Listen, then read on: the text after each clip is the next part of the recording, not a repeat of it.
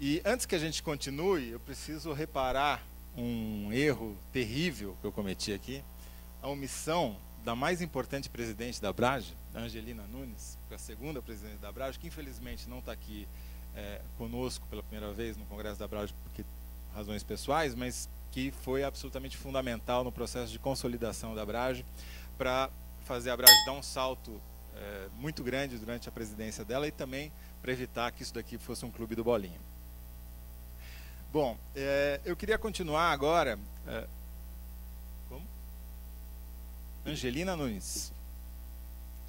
A Angelina, repórter e editora do Globo, super premiada, ganhador do Prêmio ESSO, Prêmio Rede Espanha, e autora da reportagem que eu reputo ser a melhor reportagem com dados da história do jornalismo brasileiro, que são os homens de bens da Assembleia Legislativa do Rio de Janeiro. Bom, dando continuidade, então, vamos à entrega do prêmio, da homenagem ao jornalista que a Abrage reconhece pelo conjunto da sua carreira.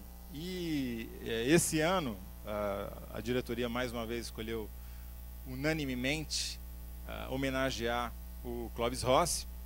Eu não vou me estender sobre ele, porque a gente vai ter um documentário, depois o Ricardo Couto vai apresentar o Rossi para vocês, mas eu só queria dar um depoimento pessoal, dentro dessa linha de que a Abrage é um pouco a materialização dessa linha de transmissão do conhecimento ao longo do tempo, que o meu convívio com o Clóvis na Folha de São Paulo, quando eu era praticamente um foca chegado da sucursal de Brasília, foi absolutamente fundamental para eu aprender a fazer jornalismo além do declaratório. Até então, minha especialidade era ficar colocando o microfone na boca de ministro, na saída de portarias de ministérios e coisas afins.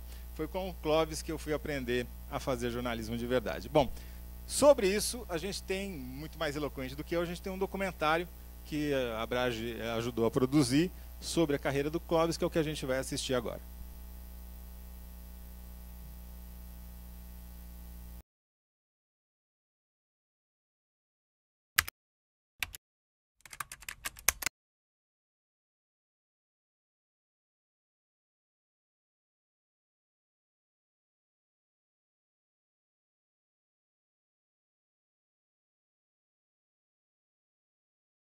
Fui fazer o vestibular de jornalismo para matar o tempo até ter idade para fazer diplomacia. Mas no segundo ano da faculdade, o diretor da sucursal do Correio da Manhã, do Rio de Janeiro, em São Paulo, pediu a indicação de um jornalista para um dos professores da faculdade, que me indicou, aí eu fui no Correio da Manhã, fiquei, estou ficando até hoje.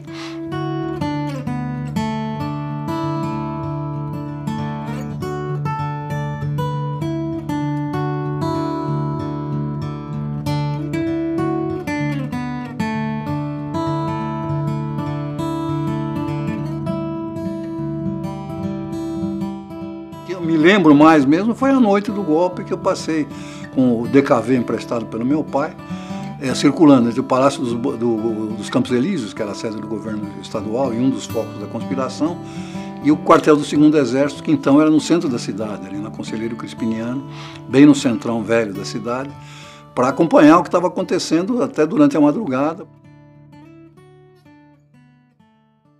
Eu conheci o Rossi nos anos 60, quando ele chegou do Estadão, vindo do Correio da Manhã, onde ele já era um repórter que tinha alguma reputação. Todos os meus subordinados eram mais velhos do que eu, o que era efetivamente assustador, inclusive porque havia repórteres veteranos, e eu, que era um foca completo, chefiando essa gente. Eu tinha uns 18 anos, ele devia ter 20 e pouco, 23, por aí. Era o chefe de reportagem e editor local do Estadão, né? Apesar de ser muito jovem, ele foi o mestre da minha geração de repórteres, né? Muito companheiro. Por exemplo, se alguém não tinha uma caneta Bic, ele tirava 2 canetas Bics que tinha no bolso e emprestava. Se alguém não tinha acabado o papel para anotação, ele passava uma parte do papel dele. Ele era uma pessoa muito generosa nessas pequenas coisas. E ele dava oportunidades para os mais novos. E ele corria risco. Também me lembro um dia, ele teve que sair, ele virou para mim e falou: Ricardinho, senta aí, você vai ficar no meu lugar e vai editar o Jornal Hoje, a editoria local, né? Eu nunca tinha feito isso na vida, não tinha a menor ideia. Foi uma liderança desde o começo, reuniu jovens repórteres em volta dele. Eu lembro que estava todo mundo reunido em volta da mesa dele, no meio da redação, um rádio grande que tinha lá, e aí teve o pronunciamento do general Costa e Silva, anunciando o AI-5. Né? E procura de qualquer forma atingir o regime que precisamos defender, baixar um ato institucional. E na mesma noite apareceram militares lá e começou a censura, começaram a prender gente, começou a sumir gente. E eu me lembro que nessa noite nós saímos como sempre, fomos para um bar, né? Ele foi com a gente até a porta do bar e foi embora para casa. E a última frase dele foi essa, né? Cuidado, meninos, a brincadeira acabou.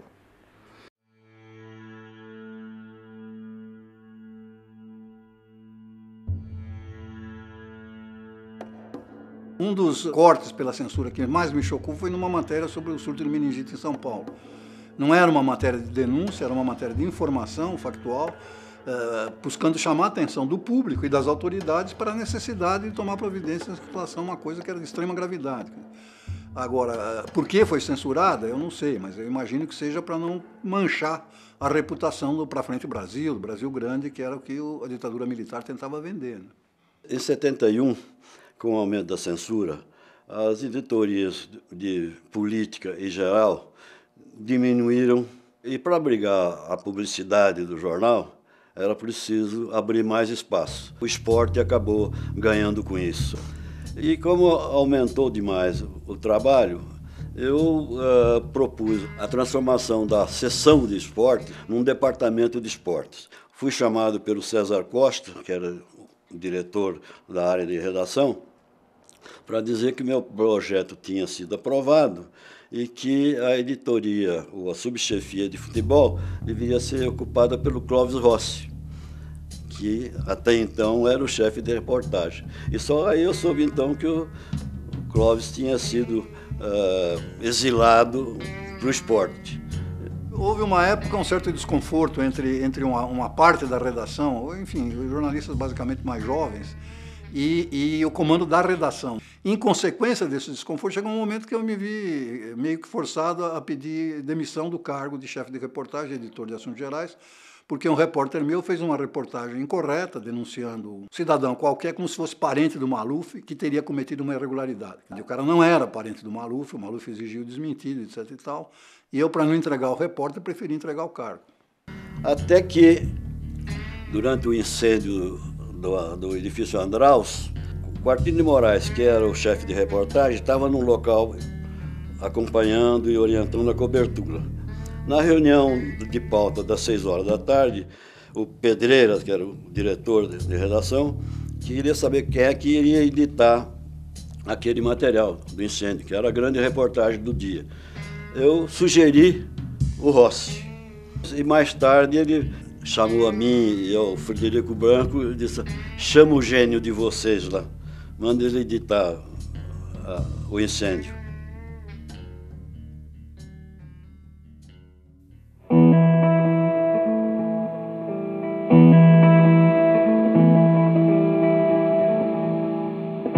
Saí em 77 porque me recusei a participar de um desses passaralhos que hoje tão comuns nas redações. Chegou uma hora que nós entregamos nossos cargos e nos demitimos, né? Foi isso. Muitos de nós, o nosso grupo tal, acabamos saindo cada um para um lado. Eu me lembro que eu fui para a Alemanha como correspondente do Jornal do Brasil, né? E alguns colegas, entre eles o Clóvis Rossi, foram para Brasília trabalhar na sucursal do Jornal do Brasil em Brasília. Aí foi um recomeço para todo mundo. Em 77, ainda no auge, né, um dos piores momentos da ditadura. Até que o Mino Carta, estruturando uma Isto É de mais parruda, nos chamou. E foi na época em que surgiu o movimento dos metalúrgicos do ABC, liderado pelo Lula, né, e várias coisas que vieram na sequência, depois a criação do PT, a criação da CUT, né. E nós fomos da Isto É direto para o Jornal da República, que foi criado pelo Mino durante um jantar, né? O Mino virou para a equipe e falou: vamos fazer um jornal diário. Esses jornais que tem aí são muito ruins. Ele sempre foi muito crítico, tinha razão. E resolveu fazer um jornal que foi ótimo, foi uma maravilha de jornal. Da Isto É, o Mino me levou para o Jornal da República, o Jornal da República fechou, aí a Folha me chamou, e acho que o Cláudio Abramo, eu nunca soube direito quem que foi o responsável, mas acho que foi o Cláudio Abramo. Aí fui para a Folha, isso em 1980, são 35 anos de Folha.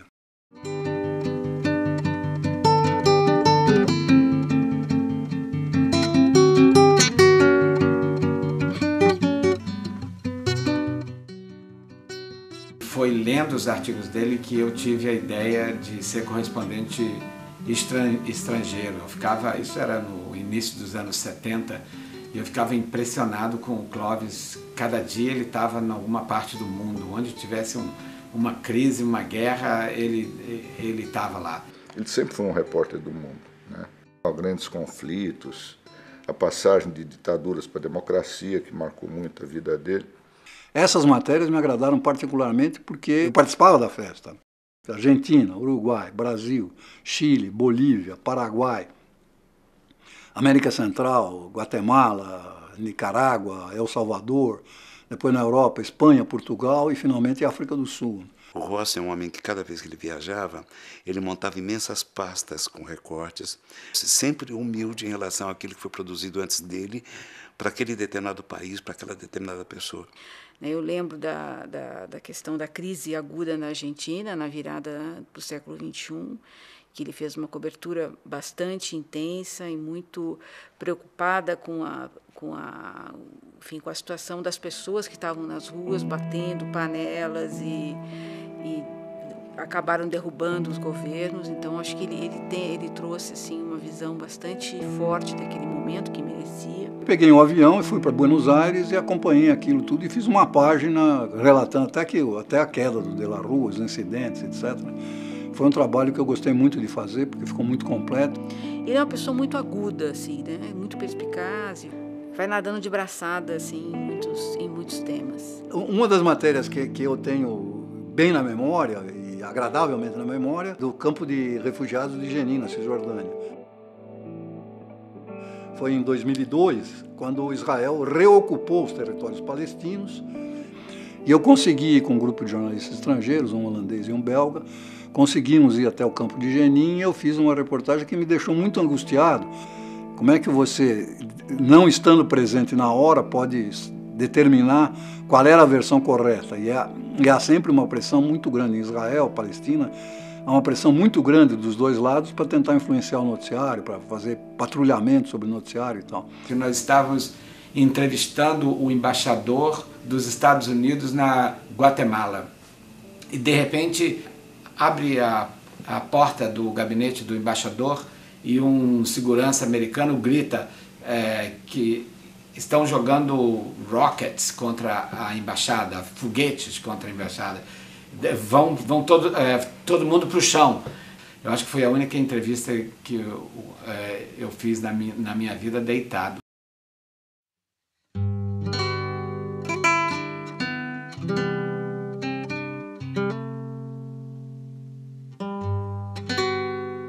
Uma das coisas que eu me lembro perfeitamente é que eu e ele nos revezávamos como repórter carrapato da candidatura Jânio Quadros em 85. Então o Rossi ele ficava sentado na muretinha com todos os outros repórteres esperando que acontecesse alguma coisa, mas foi uma candidatura que praticamente não aconteceu nada. Então, por exemplo, ele era repórter como todo mundo. Tem tantas décadas de carreira, ele continua sendo repórter. E o Clóvis, quem conhece, sabe que ele é repórter mesmo. E você vê uma molecada ali na porta do hotel esperando o ministro tal sair, ou a presidente, enfim, e vai estar lá o Clóvis com eles. Você vai ver porque ele tem quase 2 metros. Eu acho isso invejável na posição dele.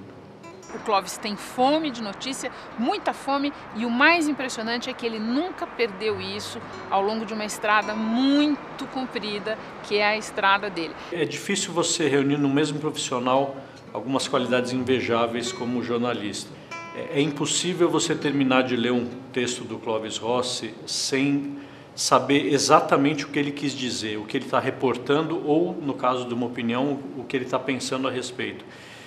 Ele tem um texto absolutamente claro, cristalino. Acho que ele tem essa capacidade de ser didático, né, de transformar as colunas em conversas, né. Acho que isso atrai a leitura. Acho que ele é um ponto de referência para os leitores da Folha, né. Acho que ele expressa isso.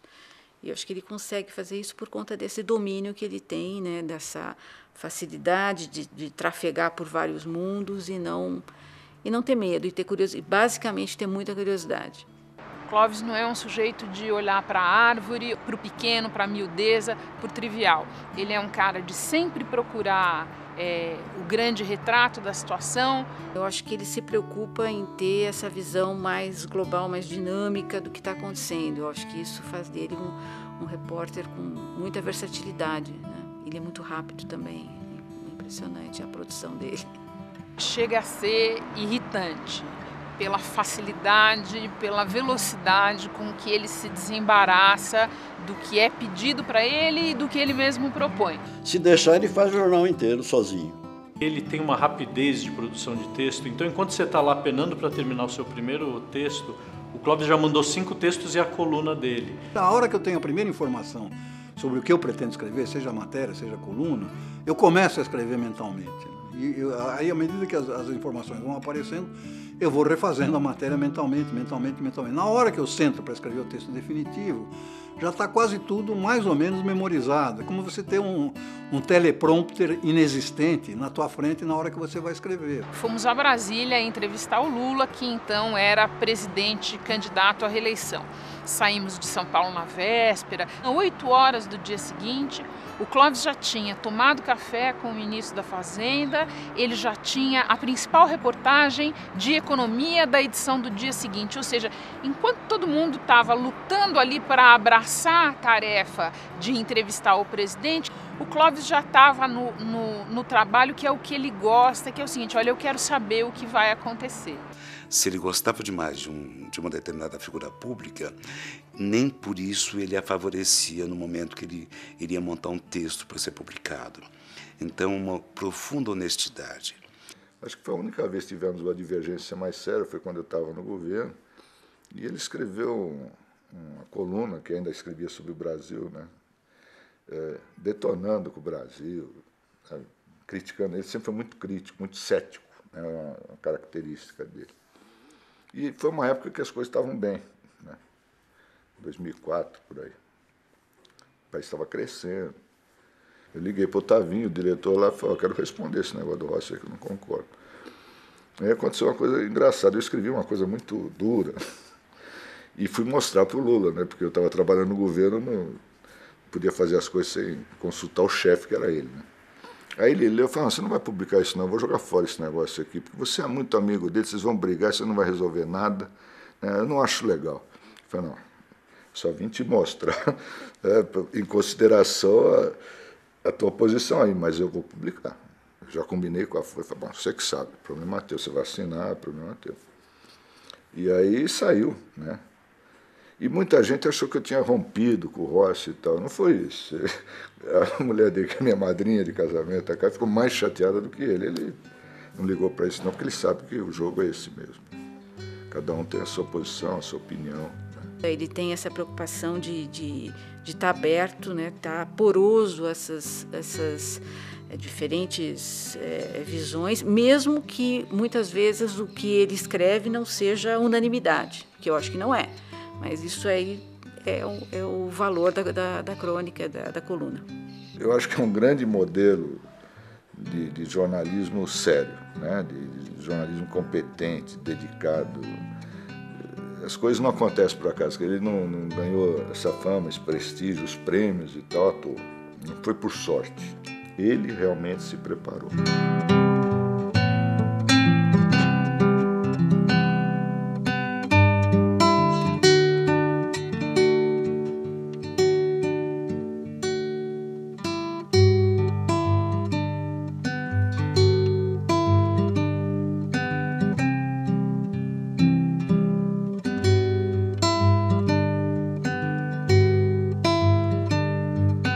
Não sei se a ligação era para mim ou para o Márcio, provavelmente para o Márcio White.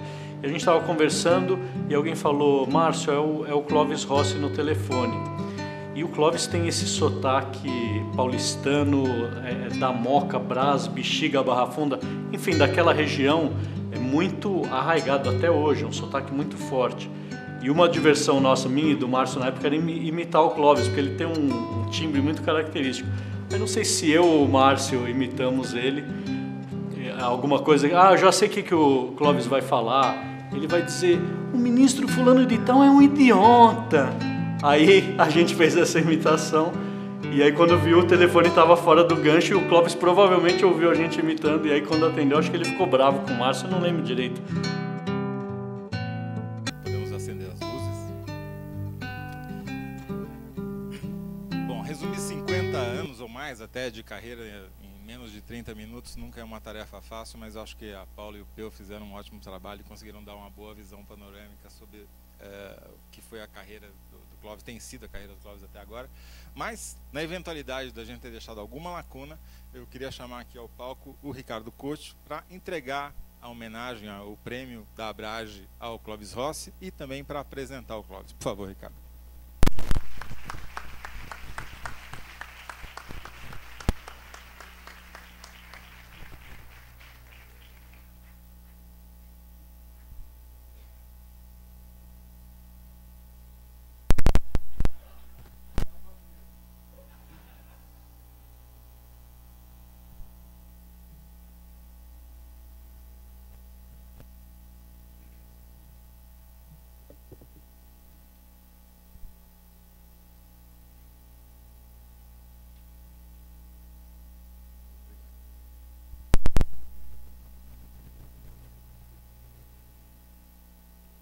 Boa tarde a todos. Baixar? Vai cair esse negócio. O Rossi ficou assustado quando viu o tamanho aqui do meu improviso. Mas não é que é longo, não. Eu garanto para vocês, é curto. A letra que é grande. Eu não enxergo direito. Bom, tem até título, né? O título, eu acho que resume quem é a figura aí. O repórter do mundo. Antes de mais nada, quero agradecer à Abrage o honroso convite para participar dessa justíssima homenagem ao jornalista Clóvis Rossi. Me pediram para falar mais como amigo desta grande figura literalmente, porque a história de sua carreira vitoriosa, conquistas, prêmios, já vimos na bela videobiografia aqui apresentada. Vamos então falar do amigo. Trabalhamos juntos nas mesmas redações em boa parte dessas nossas já longevas carreiras de mais de 50 anos. Rossi foi meu primeiro chefe de reportagem, editor, quando comecei na grande imprensa. Foi quem me acolheu e registrou no Estadão, quando havia vários candidatos para apenas uma vaga. Na época era o estágio não remunerado. Todo mundo queria uma vaga para ganhar. E depois disso, ganhar a vaga, e ele foi meu padrinho de casamento. Sou, portanto, um pouco suspeito para falar bem dele. Até perguntei se era para falar bem ou mal, é você que sabe. Com o Rossi aprendi não só a ser repórter, mas o sentido da nossa profissão, o compromisso que temos com a sociedade, como o Claudinho falou agora há pouco, com o público, né? E, acima de tudo, o valor do caráter. Ainda outro dia, escrevendo sobre ele, defini dessa forma o profissional e o homem. Trata-se de um caso raro de talento e caráter reunidos na mesma pessoa. Rossi foge aos padrões convencionais dos jornalistas de sucesso. Para vocês terem uma ideia, é um sujeito que nunca bebeu, não bebe, nem frequentou barzinhos e até parou de fumar. Não tem patota, não disputa cargos nem poder. É mesmo diferenciado, um tipo original. Para chegar onde chegou, reconhecido como um dos maiores ícones da nossa profissão, sempre trabalhou muito, nunca parou de estudar, ler e pesquisar. É um repórter que ouve mais do que fala. Prepara-se para cada matéria como se fosse a primeira e a última. E fez uma carreira ao contrário.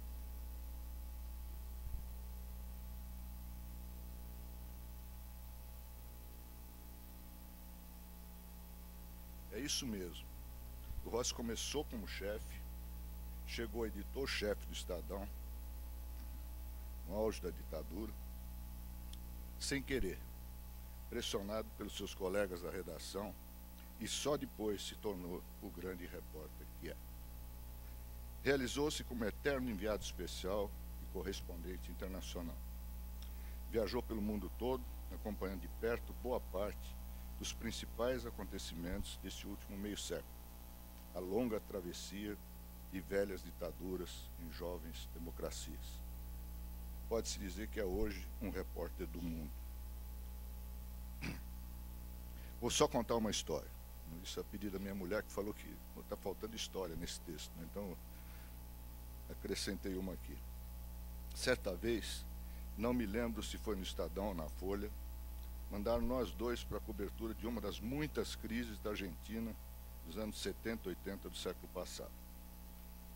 Cada um foi para um lado e no final da tarde nos reencontramos na central de Telex em Buenos Aires. Tinha acabado de acontecer o novo Cordobaço, uma rebelião popular na segunda maior cidade do país. Assim que me viu, Rossi deu a ordem, nunca deixou de ser chefe, né? Deu a ordem para pegar o primeiro avião e ir para Córdoba. Mas por que eu? Por que não vai você?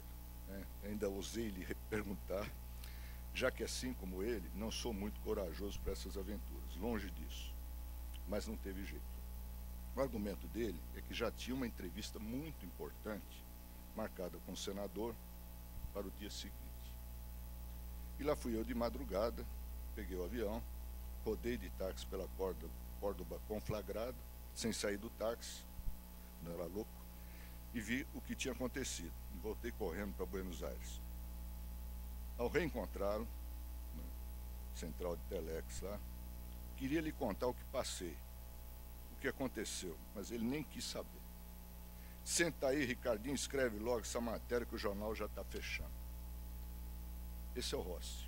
O que importa é mandar a história para o jornal e contar o que aconteceu para os leitores. O resto não interessa.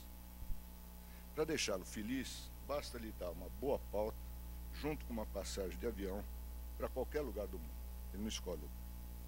Além disso, é preciso também reservar-lhe um bom espaço no jornal, muito espaço, para suas longas matérias, escritas em seu estilo sempre muito preciso, correto, sem preciosismos, com tudo o que o leitor tem o direito de saber. Meu amigo Rossi escreve muito bem, escreve muito, e com uma fantástica rapidez, já falaram disso aqui no vídeo. Brinco com ele dizendo que, como repórter, é um grande datilógrafo, capaz de escrever mais rápido do que pensa. Se pudesse, o Góes falou isso agora há pouco, escreveria o jornal inteiro sozinho. Meu amigo Rossi jamais quer parecer mais importante do que a notícia, ou o entrevistado, como é tão comum hoje em dia. Por isso, em qualquer lista dos melhores, mais admirados e respeitados jornalistas brasileiros, o nome dele nunca pode faltar, desculpa, embora nada tenha feito para isso, além do seu trabalho. É um anti-herói dele mesmo. Está terminando já.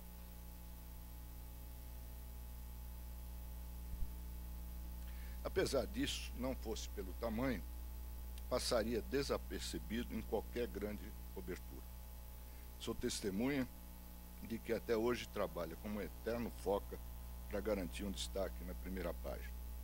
Mais do que um mestre do jornalismo, é um grande exemplo para todos nós, por sua postura profissional, construída com independência, lisura e imparcialidade. Bom, já falei demais. Se continuar, ele vai ficar mascarado e vocês de saco cheio. Quero só registrar, por fim, meu orgulho de ser seu amigo e mandar um beijo para minha madrinha Catarina, que eu não encontrei aqui ainda. Então leva para ela um beijo. Valeu, grandão.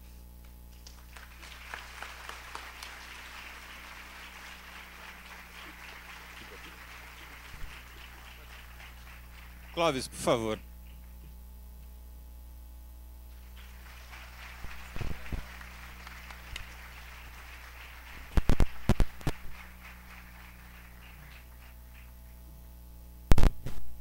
Parabéns. Exagera, por favor, escrito aqui na placa: Abrage. Pode haver tão grande, pode haver tão rápido, pode até haver um tão bom, mas não há repórter melhor, maior e mais veloz. Homenagem da Abrage aos 50 anos de jornalismo de Clóvis Rossi. São Paulo, 2 de julho de 2015. Valeu. Muito obrigado.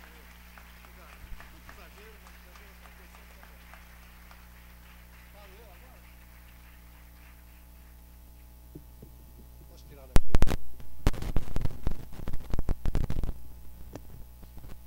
Bom, eu queria agradecer a Abrage e pedir para reservar esse vídeo para mim, porque na próxima, se e quando houver um próximo Passaralho no Estadão, eu entrego antes para o Sérgio Dávila o que ele falou, que aí ele não pode me cortar.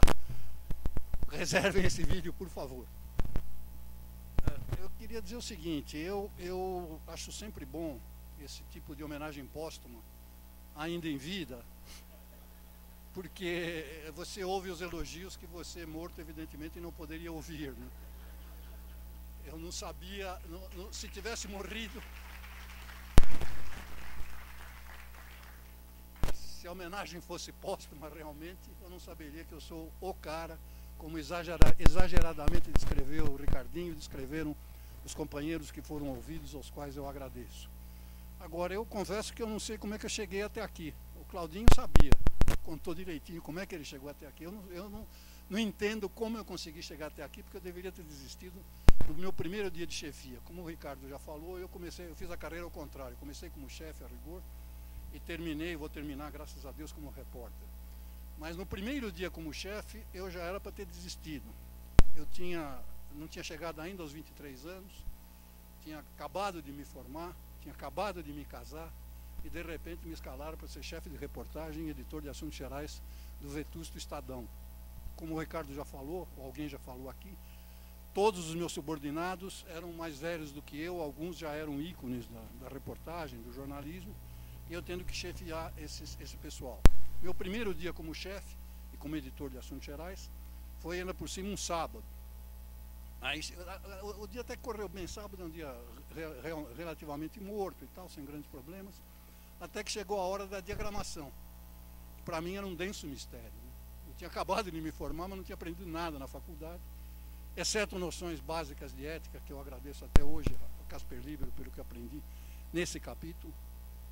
E aí chegou a hora de diagramar. Diagramar é desenho, basicamente. E eu me lembro bem que numa aula de desenho, numa prova de desenho no ginásio, o velho professor Calil passou pelo corredor onde estava a minha carteira, estava tentando colar na prova de desenho.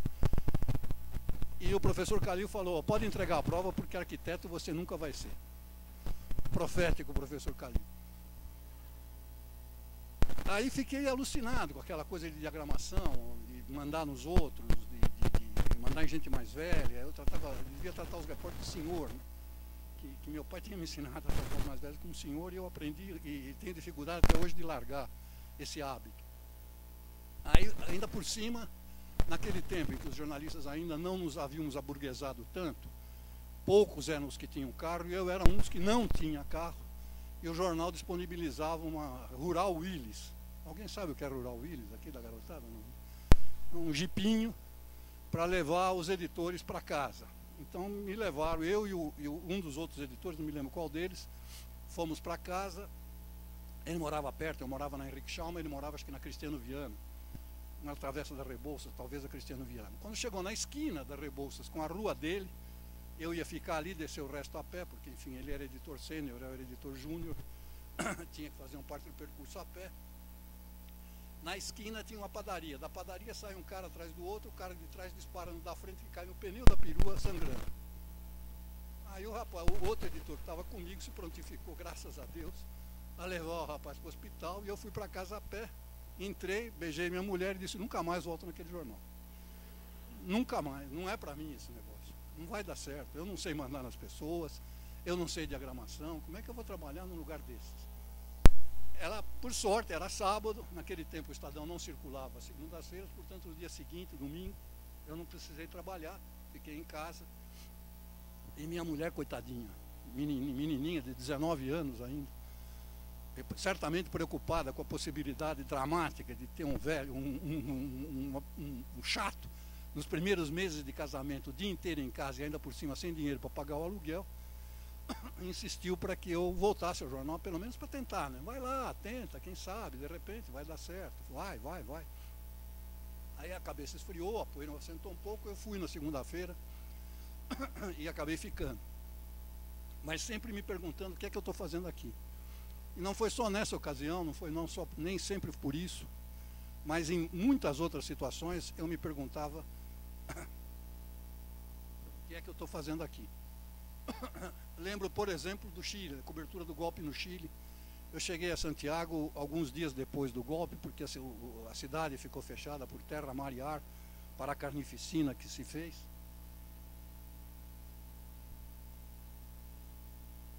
Eu cheguei, portanto, alguns dias depois, mas ainda em tempo de ver filetes de sangue no rio Mapocho, que corta Santiago, proveniente dos cadáveres que foram jogados no riozinho, as filas diante do Estádio Nacional transformado em campo de concentração, e outros horrores desse tipo, inclusive a famosa fogueira de livros, que virou uma fotografia que correu o mundo, porque definitivamente emparentava o regime Pinochet com o nazismo, o nazifascismo. À noite a gente era obrigado a se recolher ao hotel. A gente ficou, os jornalistas brasileiros que cobrimos o golpe, ficamos no Hotel Carreira, atrás do, hoje é o Ministério das Relações Exteriores, atrás do Palácio de la Moneda, ainda semi-destruído pelo bombardeio da Força Aérea Chilena, porque havia toque de recolher, primeiro a partir das 6 da tarde até a manhã seguinte, depois a partir das 8 da noite até a manhã seguinte. A gente era obrigado a ficar no hotel. E à noite, os três, eu, o José Maria Mairim, que o Carlinhos Brick, uns dois do Jornal da Tarde, que tempos aqueles que o Jornal da Tarde podia mandar 2 pessoas para Santiago. Hoje nem existe mais. Aí íamos ao roof do hotel, onde era o restaurante. Se apresentava lá o maître, devidamente parlamentado, gravata borboleta, moco, oferecia o cardápio, luxuoso, o hotel era luxuoso. E a gente escolhia os pratos e tal, ele vinha de novo para anotar os pedidos, a gente pedia e ele dizia, não tem, só tem centoia, não tem outra coisa. Noite após noite era assim, ele entregava o cardápio, a gente escolhia os pratos e ele dizia, não tem, só tem centoia. Eu nunca mais comi centoia nesses 40 e tantos anos seguintes, porque não aguentava mais. Depois ia para o quarto, e da janela ficava olhando lá para baixo, para a Praça de la Constitución, que fica atrás do palácio, centro da cidade de Santiago. Escuro total, mas o que me impressionava é que desculpe, é que os semáforos funcionavam. Então ficava trocando do verde para o amarelo, o amarelo para o vermelho, do vermelho para o amarelo, do amarelo para o verde, para ninguém, para nada, a não ser para um ou outro veículo militar. Enquanto ao longe se ouvia o tableteio, como dizem os chilenos, e o Rosenthal conhece bem essa expressão, o tableteio das metralhadoras, completando o massacre que foi o golpe de 73 em Santiago do Chile, no Chile inteiro a rigor. E eu ficava ouvindo aquilo, e depois, cada vez que eu me lembro dessa cena, me vem à cabeça uma canção folclórica do Inti Illimani, um grupo folclórico que apoiou a Unidade Popular, e que é mais ou menos assim, está matando chilenos, ai que haremos, ai que haremos. E a gente não podia fazer nada, absolutamente impotentes. Por isso que eu me perguntava, o que é que eu estou fazendo aqui? A resposta veio alguns anos depois, quando virou o circo, né? O plebiscito que derrotou a ditadura.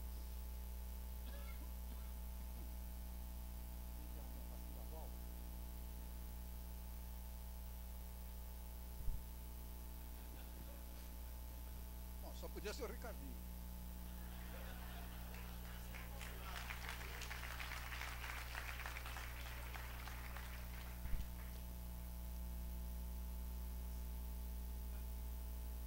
É a merchandising.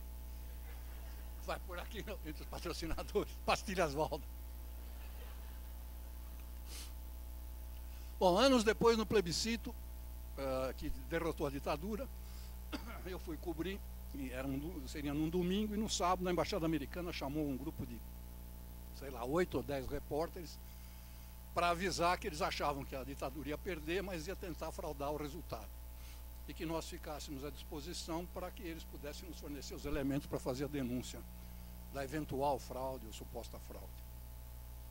Aí no dia da apuração, na noite da apuração, havia 2 centros de apuração, o oficial no edifício Diego Portales e o do comando do não ao Pinochet, que ficava em frente, ambos na Alameda Libertador Bernardo O'Higgins, que é um nome comprido para uma rua que os chilenos tratam apenas por Alameda, que é onde tudo acontece em Santiago do Chile.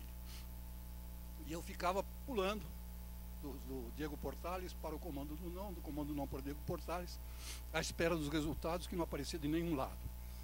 No comando do não até apareciam alguns, poucos,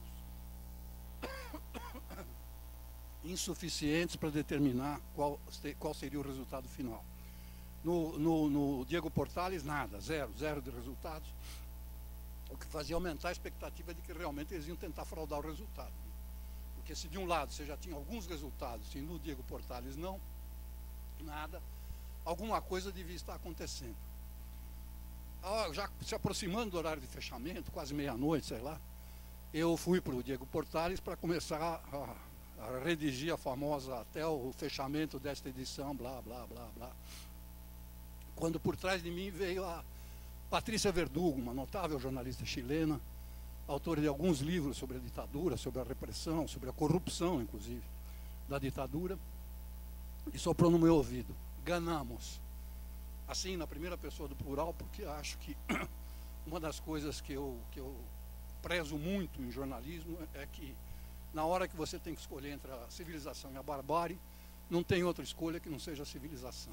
Acho que a defesa da democracia é o único lado que eu tomei e tomarei para o resto da vida, sem pestanejar.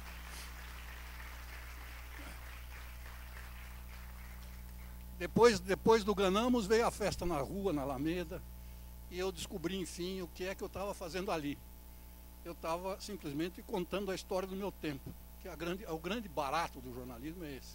É você ser testemunho ocular da história e poder contar a história do seu tempo. Mas com humildade suficiente para reconhecer que eu não estou contando necessariamente a verdade.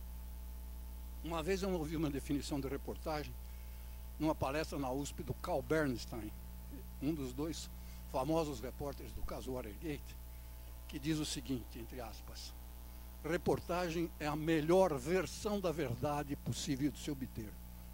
Que me parece uma definição brilhante, porque, primeiro, pressupõe que não existe a verdade com todas as maiúsculas. Eu fico espantado de ver hoje que tem muito jornalista que acha que é o portador da verdade universal e absoluta, e escreve isso com uma cara de pau tremenda. Segundo, reconhece que uma boa parte do que sai nos jornais, na televisão, nas rádios, não ocorre diante das vistas dos jornalistas e que, portanto, para que ele possa relatar o que aconteceu, ele tem que resgatar versões, que serão tão boas quanto boas forem as suas fontes. Então é isso que eu fiz a minha vida toda e pretendo continuar fazendo, e por isso peço que, se houver uma próxima e definitiva homenagem póstuma, o convite diga: passou a vida procurando a melhor versão da verdade possível de se obter. Muito obrigado.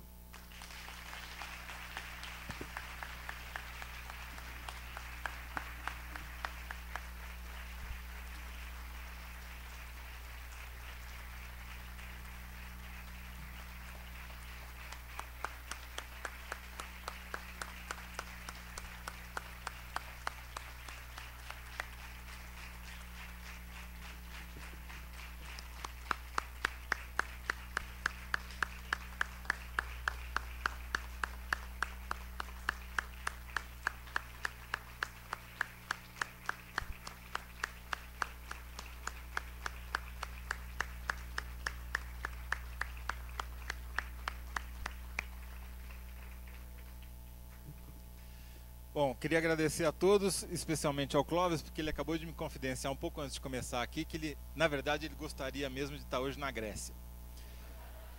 Não deu, mas pelo menos teve a homenagem. Muito obrigado a todos, até amanhã às 9 da manhã.